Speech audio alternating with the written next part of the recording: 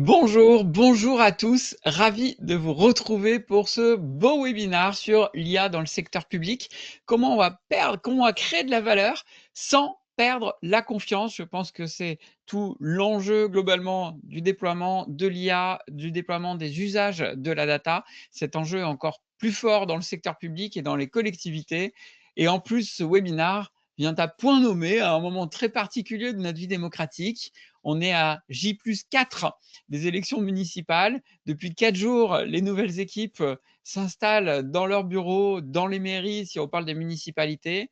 Et puis pour toutes les collectivités, pas seulement les municipalités, une grande question, qu'est-ce qu'on fait de l'IA? Comment on parvient à créer des services publics qui soient augmentés ou en tout cas qui soient intéressants avec l'IA? Comment on peut créer des nouveaux services? Comment on peut créer globalement de la valeur pour les collectivités, pour les agents, pour les usagers des collectivités et ça en créant une valeur durable, tenant compte aussi de tous les aspects éthiques, de sécurité qui sont autour de l'IA. C'est tout ça qu'on va voir avec mon invité du jour, Simon Chignard, qui est le président de l'Observatoire Data Publica, qui va me rejoindre dans quelques minutes pour répondre à tous ces sujets et au passage répondre à toutes vos questions. Alors, vos micros sont coupés pour que ce webinaire se déroule dans les meilleures conditions techniques, mais n'hésitez pas à poser des questions tout au long de la session. Il y a un outil spécifique dans l'appli de webinaire pour vous permettre de vous poser vos questions. On les prendra autant que possible en direct et à minima, je garde du temps en fin de session pour répondre à toutes les questions auxquelles on n'aurait pas répondu. Donc vraiment, n'hésitez pas à les poser au fur et à mesure. Je suis Mick Lévy, je suis directeur de la stratégie et l'innovation chez Orange Business. Ça fait 25 ans que j'accompagne maintenant, oh, les cheveux blancs, c'est dur, ça fait donc 25 ans que j'accompagne les entreprises, les organisations publiques ou privées dans leur stratégie, dans leur projet data. Mon job chez Orange Business est certainement l'un des meilleurs du monde, en tout cas de l'entreprise, puisqu'il m'amène à rencontrer une centaine d'organisations chaque année. Il m'amène à vous rencontrer pour évoquer vos projets, vos stratégies data. Et mon rôle est ensuite de faire partager au plus grand nombre cette connaissance, ces expériences de tous les projets réalisés par Orange Business pour nos clients et donc pour ce qui concerne aujourd'hui, notamment dans le secteur public. J'ai la chance d'animer un bon nombre des webinars et des événements d'Orange Business sur ces sujets-là. Donc, n'hésitez pas à vous rendre aussi sur notre blog qui s'appelle Perspective chez Orange Business. On vous remet le lien dans la conversation pour retrouver tous les replays des précédents webinars. Vous allez voir que c'est extrêmement riche, beaucoup de matière pour progresser sur ces sujets, sur votre compréhension de la data et de l'IA. 2 mots sur Orange Business. Vous nous connaissez forcément Orange Business sur le volet télécom, sur le déploiement de réseaux fibres, sur le déploiement de flottes mobiles, sur le déploiement de vos propres réseaux, évidemment. Vous connaissez certainement Orange Business sur le volet cyber, puisqu'il y a une entreprise qui porte son nom, Orange Cyberdéfense. Mais Orange Business, c'est aussi Digital Service, une entité qui est dédiée à l'accompagnement, à la transformation digitale de toutes les organisations publiques ou privées. On est plus de 4000 en France à être à vos côtés pour vous accompagner dans vos projets, dans vos stratégies, dans cette transformation-là. 7000 en Europe, un maillage en France extrêmement important puisqu'on est présent dans plus de 20 sites, dans plus de 20 villes en France. Donc, il y a forcément des consultants qui sont à vos côtés pour accompagner vos projets, notamment en data, en IA, mais aussi sur tout ce qui est autour de la relation usagée, sur l'amélioration de l'expérience de vos agents. Et tout ça en prenant en compte un cadre de confiance. Vous savez que c'est un sujet qui est au cœur de toute l'action du groupe Orange et donc notamment d'Orange Business, en mettant une attention aussi particulièrement forte sur les sujets de durabilité, d'empreinte environnementale du numérique et évidemment sur un sujet qui est devenu bouillant, on va en reparler avec Simon, mon invité, qui est autour de la souveraineté et de proposer des solutions qui permettent de renforcer l'autonomie numérique française et européenne. Donc voilà, on est à vos côtés pour tous ces projets-là. N'hésitez pas évidemment à nous contacter. Alors sans plus tarder, je vous propose que on reçoive Simon Chignard. Salut Simon.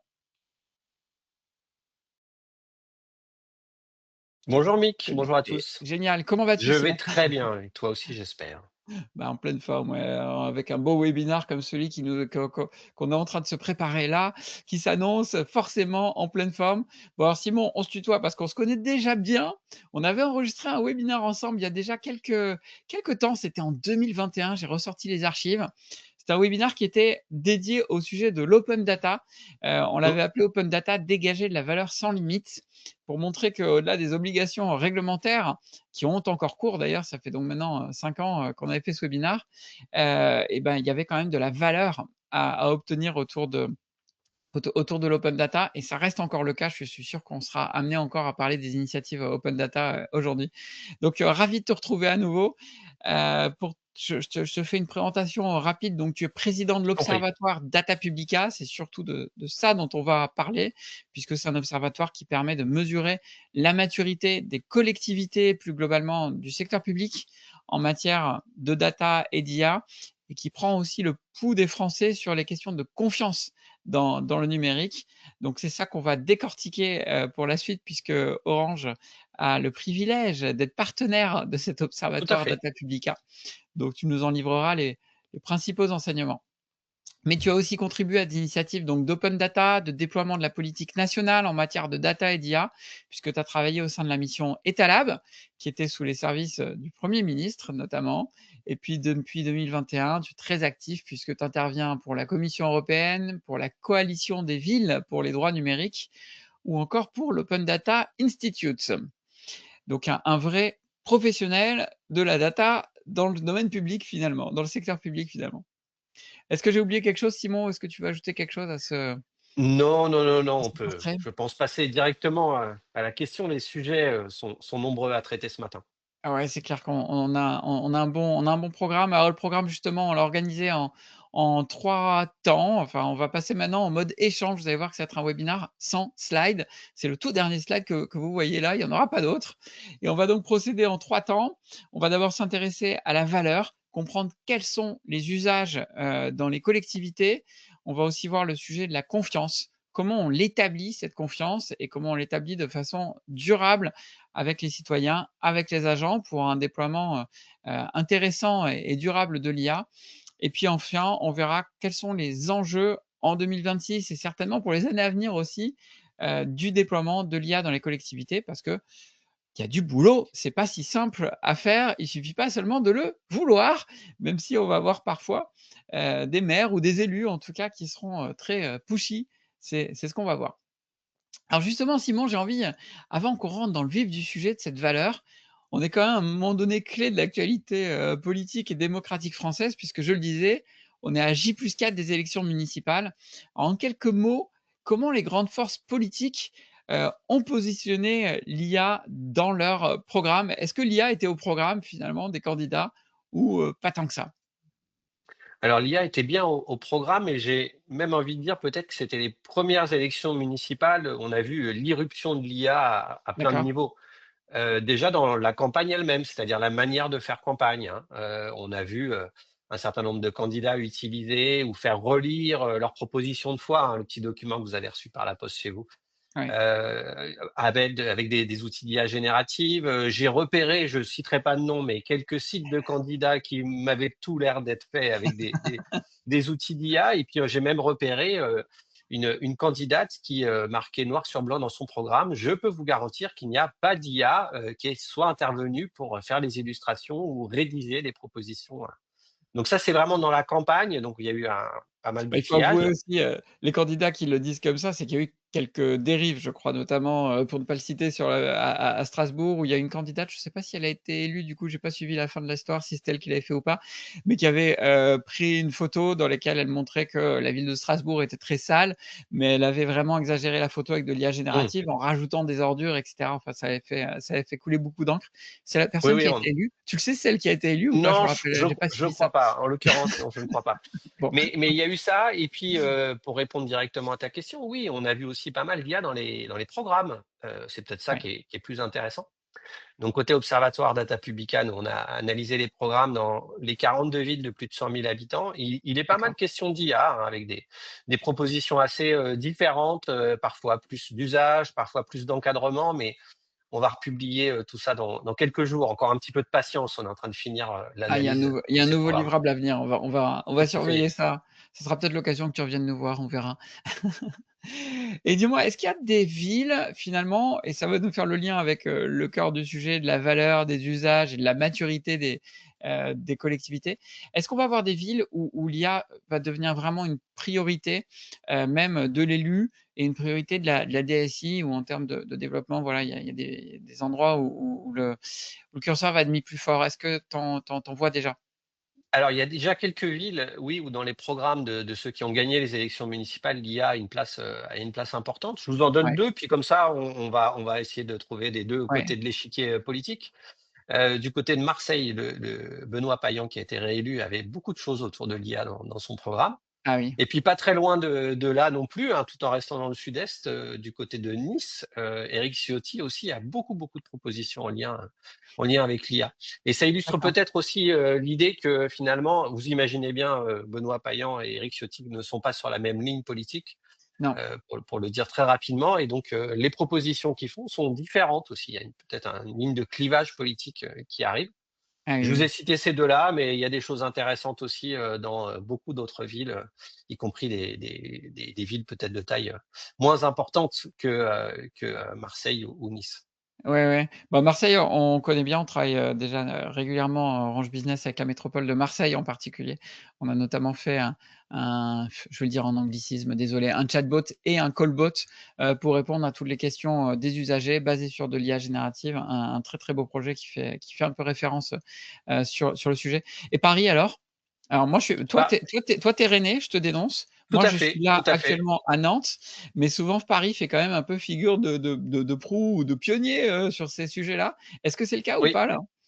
oui, tout à fait, il y a pas mal de choses. Alors il y a des choses autour, de, créer un deuxième station F. Donc pour ceux qui Oui, connaissent Paris, c'est un grand lieu, dédié à l'accueil d'entreprises, et de start-up, donc un deuxième station F, dédié à l'IA. Et puis il y a des choses aussi autour de l'utilisation de l'IA pour les services publics, hein. Je crois qu'il y avait une promesse de ville zéro délai, ce qui est intéressant, cette idée de grâce à l'IA, on va pouvoir apporter, aux habitants des réponses plus rapides dans les démarches et dans les interactions, qu'on peut avoir ah, avec c'est la mairie. intéressant parce que j'avais fait un post LinkedIn pour annoncer le webinar en proposant, à ceux qui, à mes followers, de poser des questions, et effectivement, c'est une question que j'allais te relayer. Quelqu'un me dit directement, dans les questions qui ont été, suggérées: «Bah, voilà, moi j'arrête pas de faire des démarches, mais on me relance et puis on me demande constamment les mêmes papiers qui ont été fournis et cetera. Ça serait bien qu'on fasse quelque chose pour ça», et donc ça a un nom, j'avais pas le nom en tête, c'est la ville zéro délai? C'est ça En tout cas, qui est promis? c'est comme ça que ça a été promis, oui, effectivement, à Paris, mais on le retrouve, cette idée, on la retrouve, chez beaucoup d'autres candidats d'ailleurs, que ce soit, de Ah gauche, oui. de droite ou du centre. Ouais, d'accord. Oui, là, c'est de l'amélioration du service public. Pour le coup, ça n'a pas de couleur politique normalement. Enfin, j'espère. Exactement. OK. Alors venons-en à l'Observatoire, Data Publica. Explique-nous déjà un peu le contexte. C'est la combienième, d'édition? Et puis, quelles sont les collectivités que vous allez, auditer, interroger pour avoir cette vue, d'observatoire? Alors c'est la quatrième édition, dont je vais vous parler, hein, les résultats de la quatrième édition. L'idée d'un baromètre, c'est, de le faire tous les ans, c'est comme un thermomètre en gros, un Ouais. baromètre, ça nous sert à on va poser aussi des questions, qui sont les mêmes d'une année sur l'autre pour essayer de voir des évolutions, et puis on va aborder des thèmes un peu plus d'actualité, hein, la souveraineté par exemple, je sais qu'on en parlera ce matin. Oui, forcément. C'est à peu près 300 répondants, D'accord. donc ça s'est imposé en quelques années comme étant vraiment une source d'information, je pense, très intéressante, et qui renvoie aussi aux collectivités un peu, voilà les pratiques. Aujourd'hui, quand vous êtes dans une métropole, un département, une région, mais aussi on a des répondants qui sont des communes de moins de 3 500 habitants. Donc, chacun peut y retrouver aussi un petit peu une photo, des pratiques, et se comparer et se positionner. Oui, sachant que dans la présentation du rapport, vous avez aussi segmenté effectivement selon la taille ou la typologie Exactement. Mmh. des collectivités pour que chacun puisse se repérer. Bon alors globalement, quelle est la maturité? Et en, 4 ans du coup, comment elle a évolué? Quels sont les constats, clés, du cru de cette année? Alors le baromètre parle de données et d'IA. Alors si je me concentre sur la question de l'IA, parce que je pense que c'est le sujet aussi de notre échange ce matin, Mmh. ce qui était très frappant, on avait vu il y a 2 ans un frémissement autour de ces questions d'intelligence artificielle et puis, un frémissement qui avait commencé à bouillonner un petit peu. Voilà, donc il y avait quelque chose d'assez OK. important et cette tendance s'est confirmée, dans la quatrième édition du baromètre. Ce qu'on voit, c'est qu'il y a 3 collectivités sur 4, donc je regarde celles qui sont de plus de 3 500 habitants, Mmh. qui ont déjà engagé, un projet d'IA ou qui s'apprêtent à le faire d'ici, 18 mois. Donc, on n'était qu'à 1 sur 3 en 2024, donc ça progresse Ah fortement. oui. Donc ça veut dire qu'il y avait déjà, on a appelé ça le grand boom, de l'IA, en Mmh. 2024 et on le voit, les intentions se sont réalisées. On n'est plus du tout dans un effet de mode ou un effet, passager, hein. On est, je pense, sur, quelque chose de beaucoup plus, une tendance beaucoup plus lourde et durable. Ouais. Excellent, ouais. Trois sur 4, ouais, ça devient assez important. Si on fait le lien avec, le secteur privé, bon, c'est un peu en retrait par rapport au secteur privé. Quand on regarde les différents observatoires qui sont faits, les chiffres qui sont publiés, on atteint maintenant plutôt dans les 85 Mmh. d'entreprises, qui déclarent même faire de l'IA ou avoir des initiatives, en cours. Bon, alors après, quand tu grattes dans les détails, évidemment, c'est parfois un peu décevant en termes d'initiatives. C'est j'ai pris des licences ChatGPT, je fais de l'IA, ça y est, tu sais? Mmh. Mais bon, en tout cas, il y a un mouvement, général, mais on voit que le public, n'y échappe pas du coup. Quels sont les principaux domaines d'usage des collectivités finalement? Bah, ça couvre à peu près tous les domaines, de l'action publique ou toutes les politiques publiques, mais ce qu'on a vu nous, très clairement, dans la dernière édition du baromètre, c'est que les usages qui ont les plus progressé, ils tournent autour de l'administration et de la gestion interne et de la relation aux usagers et donc ça, D'accord. on imagine assez rapidement, c'est bien un effet, IA générative, hein, très clairement. Oui. Mais pour autant, ça n'empêche pas non plus les collectivités de regarder des usages peut-être un peu plus, métiers. Voilà, sur l'éclairage, sur, la mobilité, sur les déchets, voire sur la sécurité aussi. Il y a des usages, plus métiers, des IA. Ouais, l'arrivée des IA génératives, on a beaucoup dit que ça allait peut-être permettre de faire comprendre aux organisations qu'elles pouvaient déjà faire de l'IA depuis 20 ans et que les IA analytiques, ou perceptives, qui font de la prédiction, par exemple, la gestion des déchets, optimisation des tournées de livraison, des choses comme ça. On avait eu des projets, nous, Mmh. là-dessus. Ça n'a pas attendu le génératif. C'est même aujourd'hui, on le ferait pas avec une IA, générative, un tel projet. Donc est-ce qu'effectivement tu as constaté ça? Que oui, il y a des projets en IA générative, pour répondre aux citoyens, pour, aider au Mmh. quotidien, les Mmh. agents, on va en prendre quelques exemples.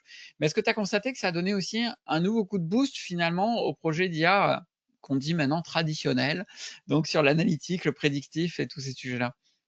Alors ce qu'on voit clairement nous dans nos résultats, c'est qu'il y a peut-être 2 trajectoires un peu différentes. Ouais. Il y a toujours ces IA métiers, hein, on pourra donner des exemples aussi.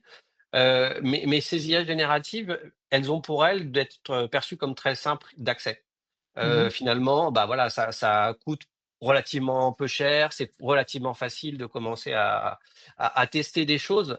Donc on a bien ces 2 trajectoires un peu là différentes et ce qu'on a vu dans le baromètre, c'est un peu IA générative pour tous et peut-être des IA métiers pour certains, dans les publics des collectivités. Voilà, on voit bien cette distinction-là. Ouais. Oui, ça on le retrouve aussi, dans le privé où finalement on attend, des IA, moi j'appelle, des IA à l'échelle. Il y a du quotidien, tu vois? Pour aider les agents ou des Oui. collaborateurs, globalement et puis ces IA à l'échelle que tu appelles toi IA métier qui viennent finalement s'insinuer dans les processus ou créer des nouveaux services et Mmh. effectivement qui nécessitent des approches et des projets un peu spécifiques, mais qui amènent, eux, une valeur, très, très forte. Bon alors vas-y, Mmh. viens, on va jouer maintenant au jeu de prendre des exemples concrets. Parce que là, Ouais, on a brossé les grands domaines. Je te propose un petit jeu, on va en donner un chacun. vas-y, Mais je c'est pense que tu en parti. as peut-être plus que moi, mais vas-y, je me lance quand même dans le jeu. Allez, commence à nous donner un exemple concret, on va essayer de s'en prendre 4-5 de projets, voilà, qui t'a marqué au travers de l'observatoire. Alors, il y a beaucoup de choses et beaucoup de réalisations autour, de l'eau, qui est un Oui, sujet majeur et notamment la détection de fuites, sur les réseaux de distribution, d'eau. Voilà, il y a des ouais. solutions, qui fonctionnent bien, qui sont bien adaptées et adoptées d'ailleurs par les collectivités. Donc là, ça marche à partir de capteurs, en fait, c'est ça, qui sont mis sur le réseau d'eau Exactement et puis, de l'analyse effectivement des consommations et d'être capable de détecter au plus vite et au plus tôt, ces fuites d'eau. C'est un enjeu, majeur, hein, un enjeu écologique, environnemental, mais un enjeu Oui. économique aussi. Un enjeu économique aussi. On a eu des projets d'ailleurs avec, nous aussi certaines métropoles sur ces sujets de fuite d'eau et je te confirme que ça fonctionne effectivement, extrêmement bien pour savoir du coup, ensuite, bâtir un plan d'action dédié, aller faire des travaux, là où c'est le plus important, en procédant dans le bon ordre et en tentant de les limiter. On parle de 20 de fuite d'eau, hein, quand même sur, Mmh, mmh, sur le mmh. réseau, français en moyenne. Donc il y a vraiment des progrès à faire. Allez, je vais rester dans ces IA que comme tu les as appelés, métiers, autour de la gestion des déchets. Moi, j'ai un exemple, avec la métropole de Mmh. Lille, en l'occurrence, c'est public, donc là, je peux les citer, hem, où on a travaillé sur l'optimisation du placement des PAV, des points d'apport volontaires et on a Mmh. bâti tout un outil pour, aider les agents de la collectivité à choisir le meilleur endroit où positionner ces PAV, sachant que la métropole de Lille est en train d'en déployer des centaines et donc, choisir ce positionnement en fonction de la typologie de la population dans chacune des zones, dans chacun des quartiers et puis pour avoir le but d'optimiser au maximum les déplacements et personnels et des agents et des camions, pour, limiter au maximum, l'empreinte carbone et les déplacements finalement, autour de ces déchets. Très bel exemple aussi. À toi. Peut-être un 2e, de mon côté, les collectivités ont aussi des contraintes ou des manières de faire juridiques qui passent beaucoup par la rédaction de délibérations. Mmh. Et là, il y a des IA aussi spécialisés, des outils d'IA spécialisés qui permettent, par exemple, ben, quand vous dites: «Bah, je veux faire une délibération», je sais pas moi, sur, l'aménagement de tel ou tel, équipement et ben, vous pouvez avoir, des IA qui vous aident à rédiger vos délibérations, voire à vous dire: «Bah, attention, telle délibération ressemble à une délibération qui aurait été prise à tel ou tel endroit». Alors attention, c'est pas un problème, hein, c'est plus ça vous donne des éléments de Ouais. qualité autour de ça. Donc là, on est vraiment sur des process très, très spécifiques aux collectivités. Ah excellent. Ouais, moi je t'en donne un, je n'aurais pas le droit de ne pas le citer. Chez Orange, on a créé un outil qui s'appelle Live Intelligence, qui est un outil vraiment d'IA du quotidien, une forme de ChatGPT privé, mais ultra sécurisé, opéré de bout en bout par Orange et qui donne accès à une quinzaine de grands modèles du marché. On peut d'ailleurs le limiter si on veut rester que sur des modèles français, voire hébergés dans les data centers Orange, on peut les limiter. Mais si on souhaite ouvrir, on a accès à une quinzaine de modèles et avec tout un tas de fonctionnalités qui permettent de créer des assistants, dédiés au secteur public parce qu'on est venu alimenter certains assistants avec des données de délibération ou d'autres sujets comme cela, pour faire comme ce que tu citais et donc qui vient rendre directement des services à, l'ensemble des employés, à l'ensemble des agents, d'une collectivité. Alors c'est un outil, on aime bien nous, boire notre propre jus d'orange, on dit en interne, donc c'est un outil qui a d'abord été déployé chez nous. 100 000 collaborateurs d'Orange l'utilisent au quotidien, dont moi. Et puis maintenant, on le déploie aussi pour nos clients et notamment dans le secteur public où il y a cet enjeu de confiance, de souveraineté, d'attachement aussi à Orange. On le voit dans beaucoup de collectivités, qui fait que c'est un outil qui est extrêmement apprécié et qui permet aux agents d'accomplir déjà tout un tas, d'actions du quotidien, d'améliorer tout un tas de choses dans leur, processus quotidien. Live Intelligence, si vous souhaitez avoir des démos, n'hésitez pas à nous solliciter évidemment. À toi Simon, allez on s'en fait encore, 1-2 chacun de cas d'usage, mais je pense que c'est important pour bien fixer les idées en termes d'inspiration et de comprendre en termes de maturité où en sont les collectivités aussi.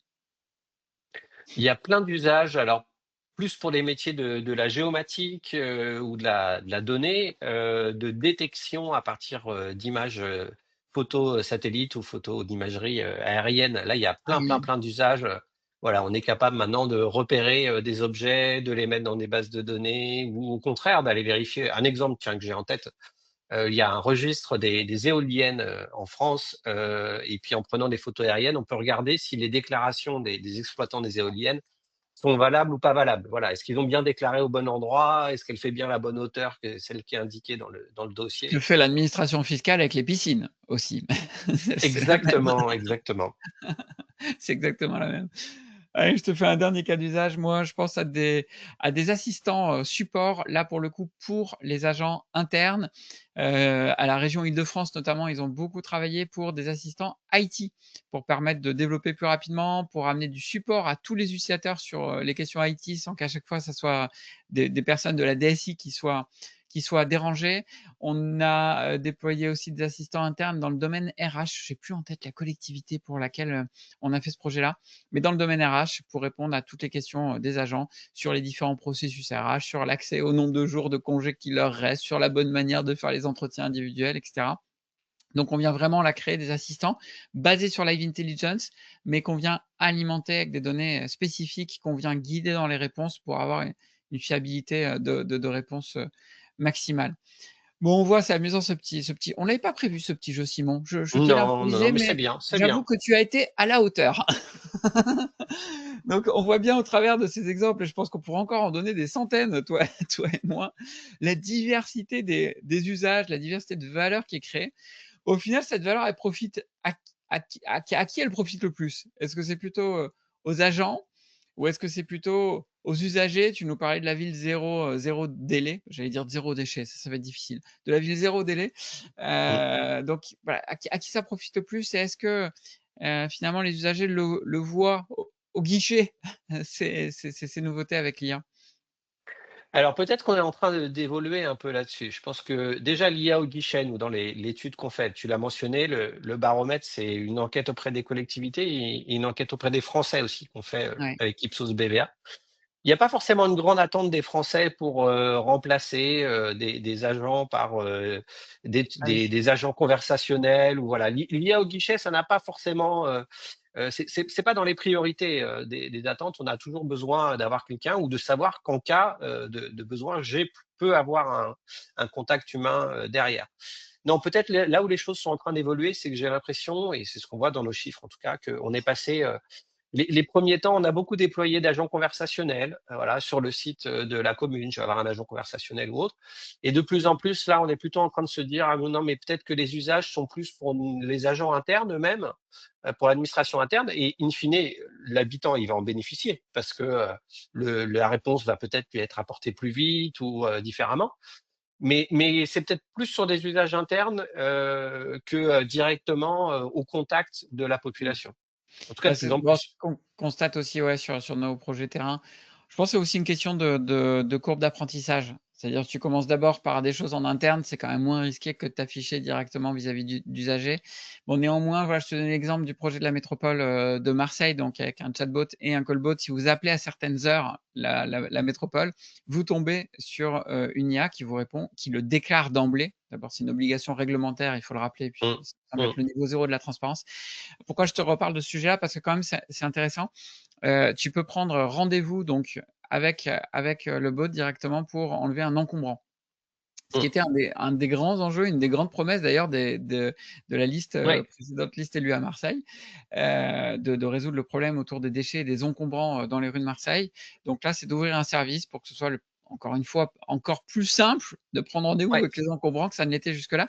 Mais c'est intéressant parce que ça nous met un premier pied dans ce qu'on appelle l'IA agentique. On va en reparler, donc une IA capable de prendre des actions et pas seulement de répondre. Et là, elle prend des actions puisqu'elle va quand même se connecter au planning, de gestion des encombrants pour pouvoir prendre le rendez-vous, envoyer un mail de confirmation, et cetera, et cetera. Donc on a des premiers usages comme ça vraiment dédiés aux usagers, Mmh. très visibles, qui deviennent intéressants. Bon, il faut pas se mentir, c'est quand même du taf de déployer l'IA dans les collectivités et il y a cette question de la confiance qui est finalement au cœur des enjeux. Que dit l'observatoire là-dessus et notamment sur les freins qu'on peut constater dans les collectivités à l'adoption de l'IA? Alors sur les freins, je vais reprendre ton idée de courbe d'apprentissage parce que je trouve qu'elle est très parlante. Dans les Ouais, freins, dans l'enquête, on a posé la même question qui était de dire, selon vous, quels sont les principaux obstacles, à oui, l'expérimentation, au déploiement de l'IA dans votre collectivité? Et puis on a comparé celles qui n'avaient pas encore expérimenté et celles qui avaient déjà expérimenté. Et c'est intéressant parce que celles qui n'ont pas encore expérimenté disent: «Ah, le premier obstacle, c'est la compétence, j'ai pas les compétences». Celles qui ont d'accord. commencé à expérimenter disent: «Ah bah, finalement, c'était pas si compliqué». Par contre, et j'en viens à Bon, la sur confiance, celles qui ont appelé Orange Business, c'était pas compliqué du tout pour elles, elles l'ont bien compris. on n'a pas posé la question comme ça, mais j'imagine que sans aucun doute, on aurait eu cette J'en réponse-là. profite, hein, je glisse quelques petites pages de pub au hasard, peut-être ça se verra pas, hein, vous me direz. Par contre, dans tous OK. les cas, qu'elles aient expérimenté ou pas expérimenté, la question de la confiance, Ah oui. dans les résultats de l'IA est très haute, voilà. sans doute pour des raisons différentes, hein. Quand j'ai pas expérimenté, je me dis: «Ouh là là, est-ce que ça fonctionne? Est-ce que ça fonctionne pas?» Et puis quand j'ai Mmh. expérimenté, je me dis: il y a encore un peu de il y a encore un peu de boulot». La question de la Il y a encore un peu de confiance, boulot. elle on la retrouve aussi, côté dans l'opinion publique, hein. Ah oui? La question de voilà, de la crainte, que peut, parfois susciter aussi, le déploiement des intelligences artificielles. Ouais, mais là, je pense que c'est pas les mêmes craintes. Enfin, tu vas me dire, mais il me semble qu'en interne, il y a beaucoup de craintes quant à la fiabilité et donc Oui, au tout risque, à fait. dit d'hallucination. En externe, il y a plus une question de est-ce que, autour peut-être du fait de laisser des données personnelles ou peut-être de la confiance dans le fait de simplement parler à un robot plutôt qu'à un humain. Ouais, C'est bah, il y a des craintes, très et d'ailleurs, il y a pour les bénéfices, c'est à peu près les mêmes choses, hein. Il y a des bénéfices qui sont ouais. perçus très individuels dans les enquêtes, hein, voilà. Je vais gagner du temps, je vais être plus productif, je vais arriver plus vite, je vais peut-être produire, quelque chose de meilleure qualité et puis il y a pas mal de risques qui sont perçus plutôt à l'échelle collective, voilà.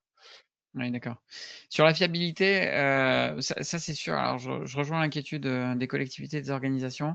Il va vraiment falloir en fait être plus sérieux.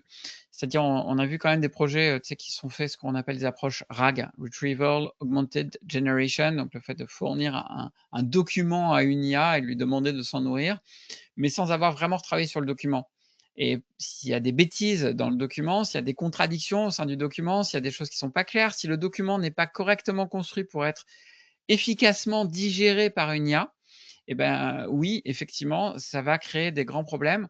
Donc il faut vraiment être sérieux sur les approches documentaires, sur la gouvernance des données qui sont dans les documents aussi finalement, et sur le fait de venir monitorer la qualité des documents et sa capacité à être digéré par une IA et pas juste lu par un humain, finalement, ça va devenir un enjeu, qui est vraiment de plus en plus important et que nous, en tout cas, on place au cœur des projets, qu'on réalise.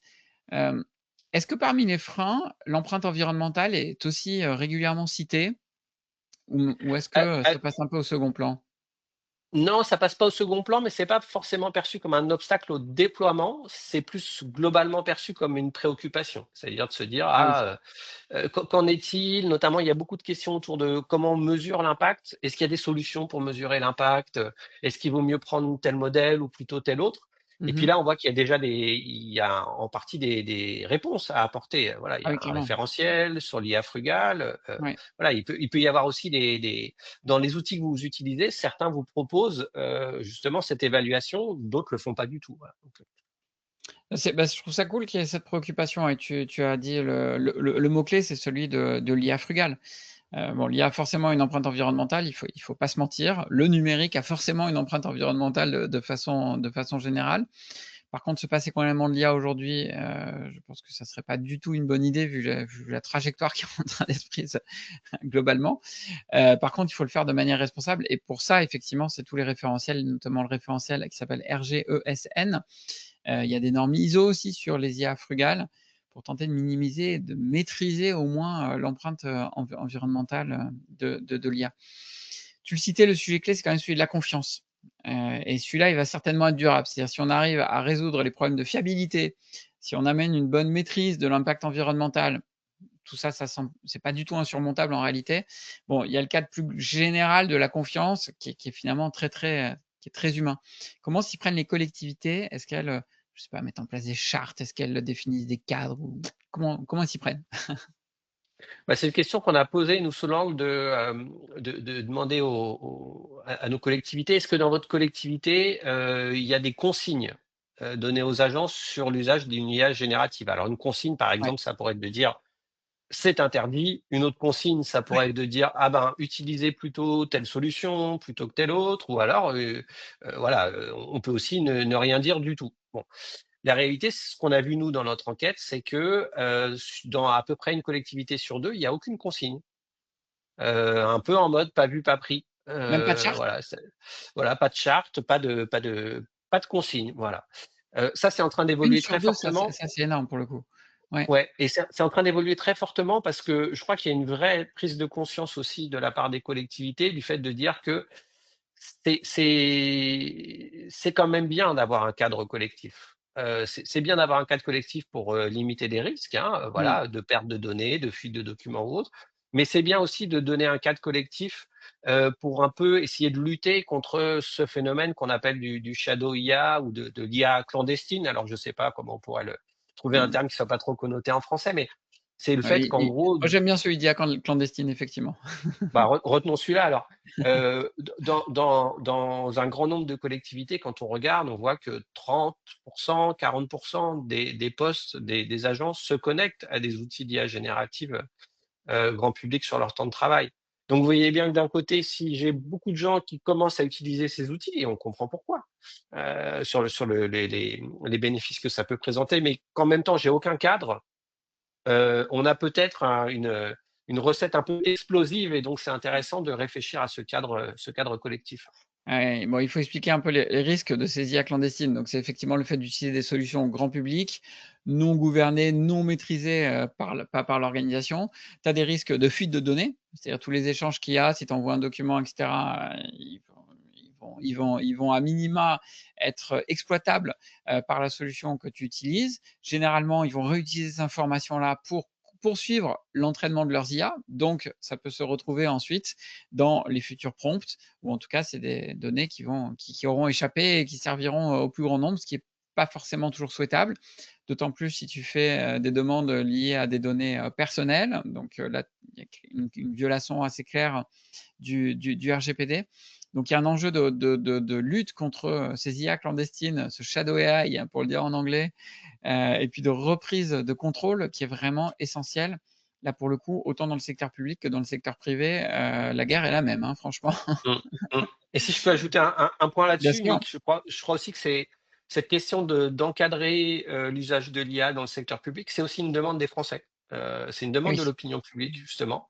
Ça, on le voit clairement dans notre sondage avec Ipsos BVA, c'est un plébiscite pour tout ce qui pourrait permettre d'encadrer, l'usage de l'IA dans le secteur public.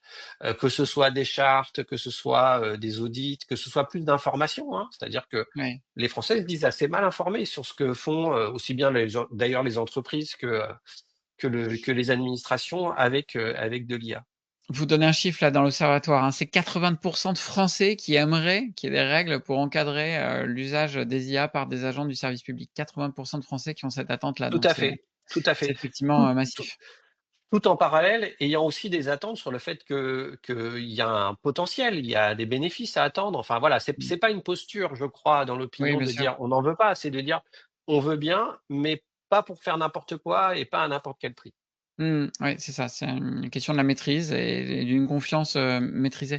Juste sur, les IA clandestines, le shadow AI, tu as un chiffre qui illustre? Est-ce que vous l'avez mesuré ça, le pourcentage, d'usage de shadow AI dans les entreprises publiques, dans les organisations publiques? On l'estime aux alentours de 30 à 40.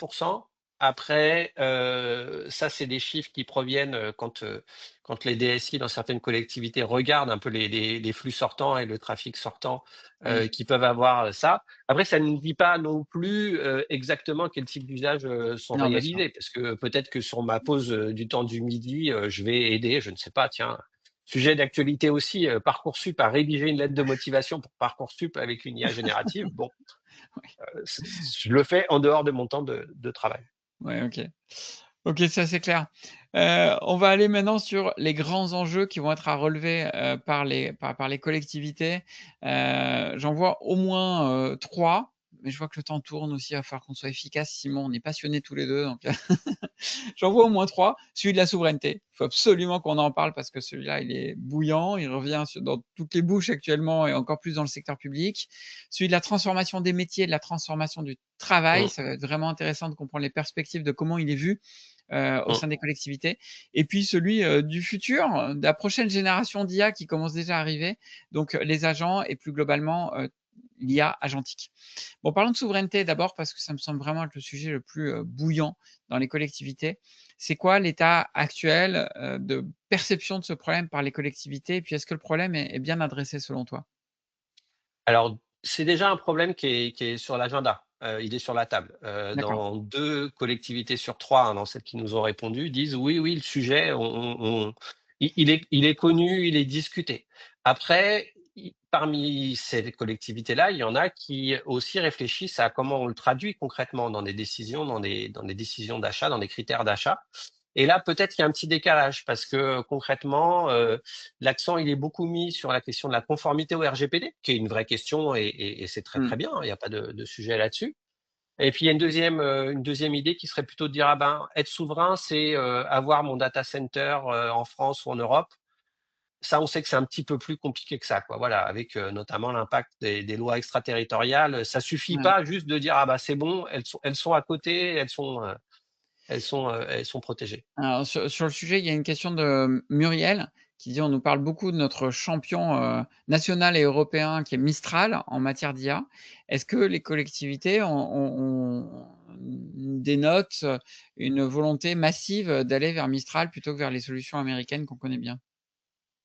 Alors nous, on n'a pas mesuré ça dans l'enquête, en tout cas pas dans l'édition, pas dans la quatrième, peut-être dans la cinquième, ça pourrait faire partie des questions. Ouais, ouais, Ce qu'on voit, c'est que oui, c'est sûr qu'il y a cette préoccupation d'une IA souveraine. C'est dans les programmes d'ailleurs aussi d'un certain nombre de candidats, hein, OK. donc ça y vient. Mais les solutions, qu'on rencontre souvent sont, en général les solutions des grandes entreprises du numérique qui fournissent déjà des suites, bureautiques, bien connues. Dans certaines collectivités tentent de s'échapper. D'ailleurs, tu me tends une Tout à perche, fait. merci Simon, mais côté Orange Business, on a annoncé, lors de l'Orange Business Summit, c'était la semaine dernière, la sortie d'une suite, collaborative bureautique, hébergée totalement chez Orange, gérée totalement chez Orange, mais en allant chercher les meilleures solutions, du marché, souveraines ou open source pour assembler une suite, complète. Donc c'est sûr que c'est un enjeu. Moi, je peux voir sur les projets, qu'on a sur le terrain, je trouve qu'en fait, ça dépend vraiment de la culture de la collectivité. J'arrive pas à savoir si c'est son bord, politique, ou pas, mais il y a vraiment une question de culture. Certaines collectivités vont dire: «Moi, je veux absolument aller avec, Mistral et avoir même sur toute la stack technique, pas seulement le modèle, mais toute la stack technique qui soit le plus souveraine possible». Et puis Mmh, d'autres à qui ça échappe, vraiment, totalement, qui nous disent effectivement: «On a un gros partenariat avec Microsoft, on veut continuer avec eux, ça marche bien et puis pour le reste, mmh, on veut aller au plus vite pour livrer la meilleure valeur possible». mmh. Bon, donc moi, je trouve vraiment qu'il y a une question culturelle derrière et peut-être politique, mais elle m'échappe un petit peu. J'ai jamais pu, Ouais, je te rejoins. totalement creuser le sujet. Hem, L'autre sujet bouillant, donc c'est celui de la transformation des métiers, la Mmh. transformation du travail. Moi, ce qui me marque, c'est que l'IA arrive à un moment donné où on a un tournant démographique qui est hyper clair. Ça y est, le nombre d'actifs est en décroissance depuis cette année, hein. Donc comment les agents accueillent l'IA dans ce contexte-là? Est-ce qu'ils le voient comme le grand ennemi qui va leur prendre du boulot et continue de déshumaniser le service public? Ou est-ce qu'ils le voient comme un allié face à l'enjeu démographique aussi et à l'enjeu d'efficacité globalement des services publics? Ben, pour répondre rapidement, ils voient les 2 en fait, et c'est ce qui crée aussi, tout l'intérêt et parfois la tension du sujet. C'est-à-dire que dans les enquêtes, on voit un intérêt, et des bénéfices très individuels. Je l'ai mentionné tout à l'heure, mais je vais gagner du temps, je vais produire, différemment, ça va me faciliter, l'analyse de telle ou telle chose, Mmh. et à la fois, ils sont parfois aussi un peu plus, les bénéfices sont très individuels et les risques sont perçus un peu plus comme collectifs. Alors, il y a des risques sociétaux, tu les as évoqués là, mais aussi des risques peut-être plus qui concernent le collectif du travail. C'est-à-dire de dire: «Ah bah tiens, ouais, mais si en fait, je peux me débrouiller moi-même, pour faire quelque chose et que j'ai plus besoin de mon collègue de bureau ou d'aller discuter avec quelqu'un d'autre, qu'est-ce qui va se passer à terme?» quoi, voilà. Et Mmh. donc il y a à la fois, voilà, je sens une envie d'y aller, mais un peu comme l'opinion publique en fait, d'y aller, mais pas n'importe comment ou pas à n'importe quel prix. J'ai une question de Patrice qui dit, qu'il voit des personnes qui rejettent totalement, l'IA dans la collectivité et qu'il y a des efforts pour qu'un maximum de monde utilise des solutions, d'IA qui sont déployées comme Live Intelligence, mais qu'il y a certaines personnes qui refusent totalement, qui les rejettent. Un peu par peur certainement ou en tout cas par principe. Comment on lutte? Est-ce qu'il faut lutter contre ça d'abord? Et Patrice nous demande comment on lutte, c'est quoi les bonnes pratiques pour arriver à ce que l'IA soit quand même adoptée par le plus grand nombre? Ah bah, c'est une question très ouverte, hein. Pas Bah oui. il y a pas Merci de Patrice d'ailleurs. recette ou de voilà, de recette ou de formule, Ah oui. toute faite. Ce que j'ai vu dans un certain nombre de collectivités, c'est des incitations, mais pas non plus d'obligations à utiliser. C'est-à-dire que ça peut être aussi de dire: «Voilà, ben, Ouais. on vous met ça en place comme outil, mais c'est encore OK de pas vouloir l'utiliser». Voilà. Il y a peut-être des choses à aller chercher de ce côté-là. Ouais, je pense que c'est la bonne, pratique. Moi, ce que je vois aussi, c'est de tenter de mettre au maximum des pratiques collaboratives, de créer des Mmh. espèces de clubs, des espaces de partage aussi. Certains outils comme Live Intelligence se permettent de partager des assistants entre différents agents, et puis que peu à peu la mayonnaise prenne au fur et à mesure. Effectivement, moi, je crois assez peu à l'obligation d'usage. Je crois pas du tout que ce soit une bonne Mmh. approche, pour une telle technologie. Allez, il nous reste quelques minutes, Simon. On va attaquer, la dernière question qui est un peu plus une question, d'ouverture. Le sujet d'IA dont on parle le plus, en tout cas technologiquement, c'est l'IA agentique. Donc la promesse, hein, pour le dire en 2 mots de l'IA agentique, c'est une IA qui va accomplir des actions, qui va pouvoir écrire dans, des bases de données, prendre des rendez-vous pour nous, envoyer des mails, pourquoi pas passer des coups de fil pour nous. Donc une IA qui sort, juste du cadre des agents conversationnels pour aller vraiment vers le fait d'accomplir des actions pour le compte d'utilisateurs et donc avec un niveau d'autonomie qui devient plus intéressant par rapport à ce qu'on a connu, jusqu'alors. Bon, le sujet est assez récent, je crois pas que vous l'ayez déjà abordé dans cette édition de l'Observatoire. Je pense que dans la suivante, ça y sera forcément. Oui. Mais qu'est-ce que tu en perçois, toi, sur le terrain? Comment le sujet est-il appréhendé par les collectivités? Alors, il est très nouveau, ça tu l'as dit. Je pense aussi qu'il y a quand même une longue histoire de l'automatisation, dans le secteur public, Ouais, et sous différentes formes, hein, voilà et il y a quelques années, on a beaucoup parlé de RPA aussi, de ouais, Robotic Process Automation, donc voilà, l'automatisation, d'un certain nombre de process. ouais. Là, ce qui est peut-être un petit peu nouveau, c'est que, auparavant, l'automatisation, ça marchait très bien quand on a des règles précises. Ouais, Oui, c'est-à-dire voilà, quand le on le traite un RPA dossier, voilà. fonctionne bien sur des processus très linéaires où tu sais donner des règles et Exactement, des étapes et cetera. Pour des processus un peu plus exactement, complexes ou pour lesquels il faut, de l'adaptabilité, le RPA atteint ses limites et c'est là que voilà. l'agentique pourrait effectivement aider, ouais. Exactement et donc là, on est vraiment sur des cas, voilà, où il y a peut-être un peu plus de d'incertitude ou de jugement ou de Ouais. capacité à dire: «Tiens» et je suis pas exactement dans la règle, mais un petit peu à côté et ça va demander d'ailleurs, je crois, d'autant plus d'efforts de supervision humaine, quoi, de garantir que justement, quand on est dans un contexte un peu incertain, sur un cas un peu incertain, on est capable d'avoir aussi un humain derrière qui supervise, la manière dont la machine va réfléchir. Ouais, mais là, clairement, ça va être les prochains gros challenges autour de l'agentique, les challenges qu'on commence à voir, nous, hein, autour de l'agentique. Tu as raison, il y a la question de la supervision, Mmh, supervision automatisée, mais aussi de savoir, comment et à quel endroit il faut absolument garder de l'humain. Ça commence à poser des questions assez fortes. La gouvernance aussi, de ces IA, mmh, parce que, bon, bah, là, tel qu'on en parle, on a l'impression qu'il y a un petit agent qui va être là, mais si ça marche, ça sera peut-être des centaines, voire des milliers d'agents à l'échelle d'une collectivité ou d'une entreprise, qui vont opérer tout seuls pour un bout d'un process, pour une activité, pour une nouvelle action, pour un nouveau service à lancer, et qui s'ils réalisent des bêtises, ces agents, bah, les bêtises en cascade vont pouvoir créer des gros, mmh, gros problèmes. mmh. Donc, ouais, il y a toutes ces questions de gouvernance, de l'IA agentique, qui viennent. Je suis sûr que ça nous vaudra encore quelques webinars. Je suis sûr qu'on s'en reparlera. Ah bah tiens, une réaction de Myriam qui nous dit: «Merci pour ce passionnant webinar, c'est c'est top de vous entendre tous les 2 et assez éclairant». Bon bah top, merci Myriam. Merci, à vous tous de nous avoir suivis. Merci pour vos questions, pour avoir été actifs sur ce webinar.